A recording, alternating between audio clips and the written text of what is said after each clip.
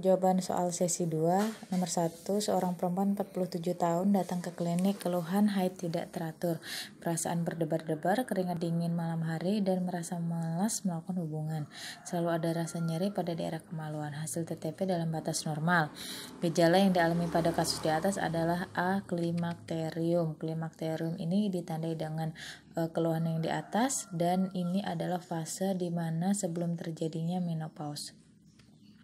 Kemudian soal nomor 2, seorang perempuan dengan kasus yang sama ya ini ya. Soalnya apa perubahan fisik yang mungkin terjadi?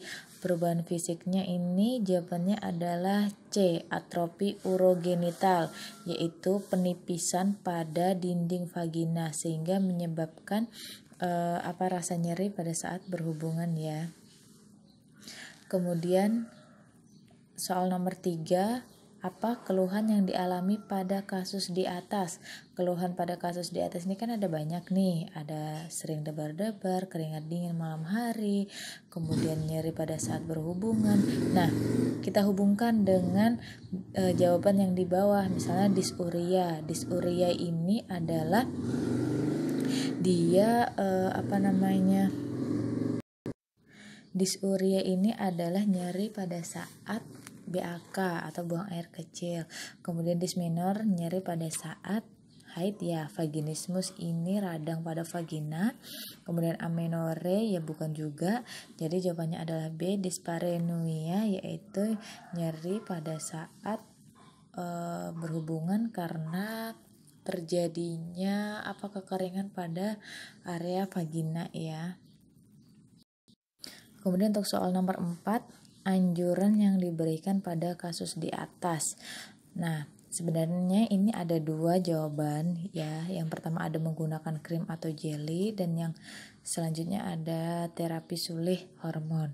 Tapi yang di sini yang diminta adalah menggunakan krim atau jelly karena ini masih fase klimakterium. Kalau dia masuk fase menopause, ya bisa kita anjurkan untuk menggunakan terapi sulih hormon. Jadi sementara pada fase klimakterium ini yang masih ada fungsi dari organ-organ reproduksi itu masih ada meskipun sudah mulai menurun. Jadi kita anjurkan untuk menggunakan krim atau jelly. Untuk soal selanjutnya, apa hormon yang mengakibatkan keluhan di atas? Jawabannya adalah C. Hormon estrogen. Hormon estrogen ini sangat berpengaruh terhadap kualitas alat-alat reproduksi ya. Jadi ketika hormon estrogen ini semakin lama akan semakin berkurang, yang mana menyebabkan organ-organ reproduksi seorang wanita itu juga turun fungsinya ya. Kemudian untuk soal nomor 6, seorang perempuan masih gadis umur 18 tahun, salah satu korban perdagangan perempuan. Ia mengatakan awalnya diizinkan untuk bekerja sebagai pembantu rumah tangga ya di luar negeri. Selama penampungan ia mengalami siksaan fisik dan mental. Ternyata di luar kota dijadikan PSK dan melayani lelaki hidung belang ya. Tindak kekerasan yang dialami kasus di atas adalah jawabannya D. Perkosaan dan kekerasan seksual ya. Kenapa jadi D bukan human trafficking? Human trafficking ini memang perdagangan perempuan, tapi pertanyaannya adalah tindak kekerasan, bukan nama tindakannya bukan kayak misalnya di kebidanan itu kan diagnosanya gitu kan. Jadi ini nama tindak kekerasannya. Oke. Untuk soal nomor 7 dengan kasus yang sama, dampak dalam bidang kesehatan yang dialami. Dampak dalam bidang kesehatannya. Insomnia? Bukan. Bunuh diri? Bukan. Tidak percaya diri? Bukan. Depresi akut? Bukan juga. Jadi kemungkinan adalah jawabannya A. PMS, penyakit menular seksual, karena pada kasusnya dia dijadikan PSK. Kemudian untuk soal nomor 8, tindakan apa yang dilakukan untuk mengatasi hal di atas?